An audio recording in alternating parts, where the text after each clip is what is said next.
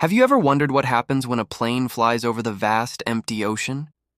It feels like you're in a different world, thousands of feet above an endless blue expanse.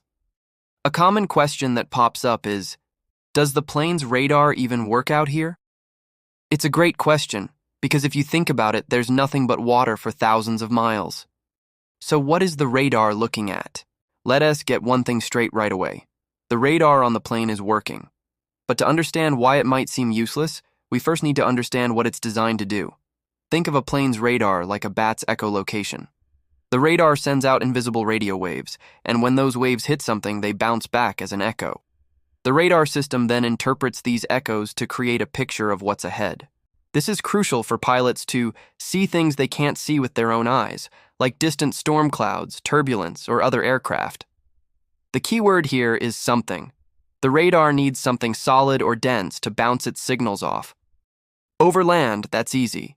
There are mountains, buildings, hills, and all sorts of terrain that create strong radar returns. But what about over the ocean? That's where things get tricky. The surface of the ocean, especially when it's calm, is a radar's worst enemy. Instead of reflecting the radio waves back, the flat water tends to just absorb them. It's like throwing a tennis ball into a thick mud puddle. It just doesn't bounce back.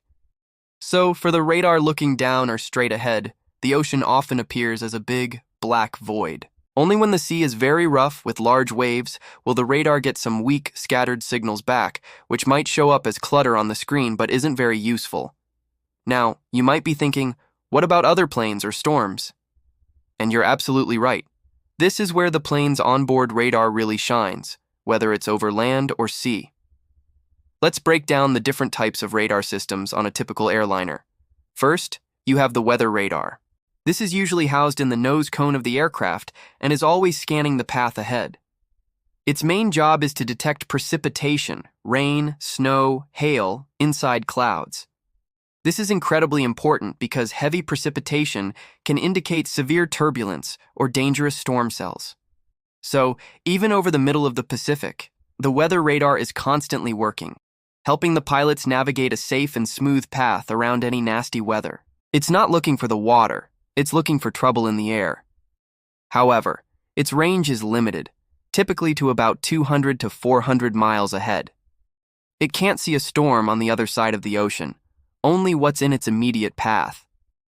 Next, there's the Traffic Collision Avoidance System, or TCAS.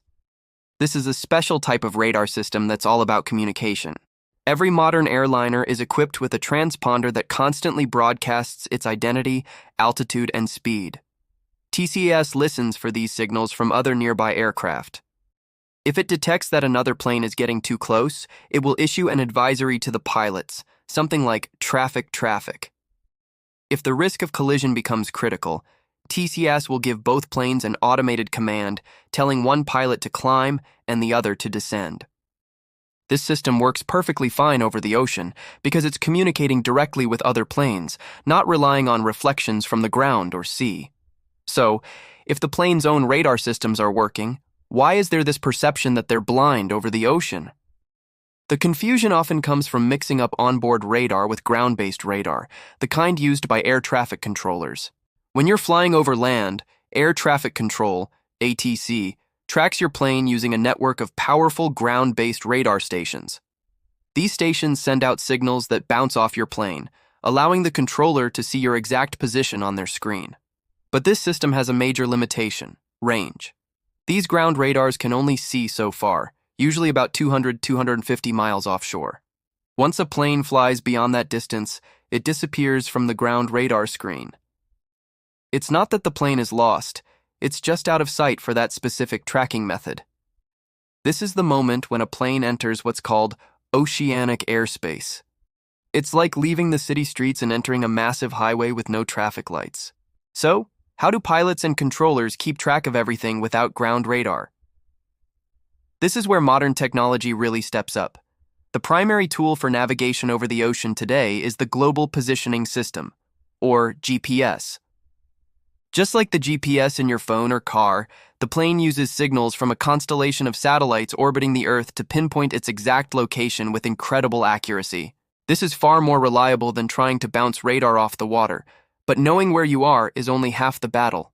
Air traffic control also needs to know where you are. Since ground radar is out of range, communication shifts to other methods. For decades, the standard was high-frequency, HF radio. Pilots would periodically report their position, altitude, and speed to an oceanic controller, who might be thousands of miles away. HF radio can bounce off the ionosphere and travel vast distances, but the connection can be crackly and unreliable. Today, things are much more advanced. Most long-haul aircraft use satellite communication, or SATCOM. This allows for a constant data link between the plane and air traffic control. The plane can automatically send position reports without the pilots having to do anything. This system, known as ADS-C, Automatic Dependent Surveillance Contract, lets controllers see the plane on their screens, even in the middle of the ocean. They can also send text-based instructions to the flight crew via this link. It's like texting instead of making a scratchy phone call. So, to wrap it all up, the radar on the plane itself works perfectly fine over the ocean. The weather radar is looking for storms, and the collision avoidance radar is talking to other planes. The reason it seems like radar doesn't work is because there's nothing on the water's surface for it to see, and the ground-based radar that air traffic controllers use can't reach that far. Instead of radar, navigation and tracking over the ocean rely on a brilliant combination of GPS for positioning and satellite communications to keep everyone in touch. It is a sophisticated system that ensures every flight across the vast oceans is just as safe as a short hop over land. So next time you're on a long-haul flight, you can relax, knowing that even when there's nothing but blue outside your window, a whole network of technology is working together to guide you safely to your destination. Thanks for watching. If you found this explanation helpful, please give this video a thumbs up. And don't forget to subscribe for more deep dives into the world of aviation. Fly safe.